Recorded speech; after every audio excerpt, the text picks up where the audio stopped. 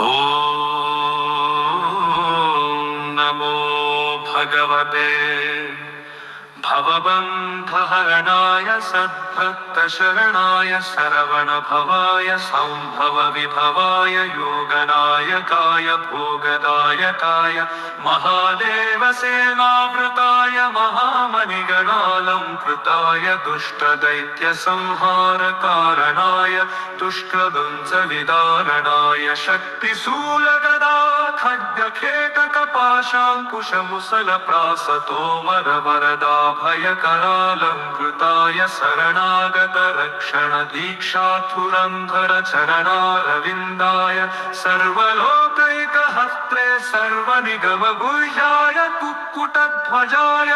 कुक्षिस्थाखिल ब्रह्माण्ड मण्डलाय आखण्डलवन्दिताय हृदेन्द्र अन्तरङ्गाब्धिसोमाय सम्पूर्णकामाय निष्कामाय निरुपमाय निर्द्वन्द्वाय नित्याय सत्याय शुद्धाय बुद्धाय मुक्ताय अव्यक्ताय अबाध्याय अभेद्याय असाध्याय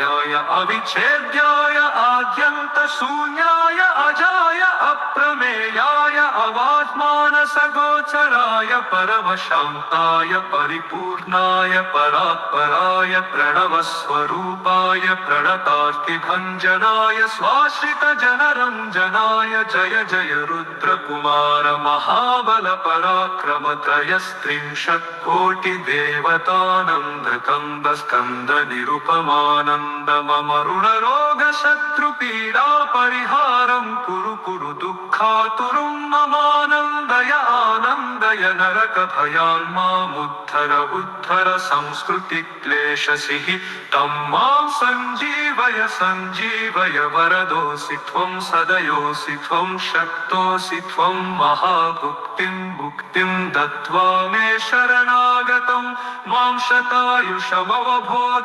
बन्धो दया सिन्धो कार्तिकेय प्रभो प्रसीद प्रसीद सुप्रसन्नो भव वरदो भव सुब्रह्मण्य स्वामिन्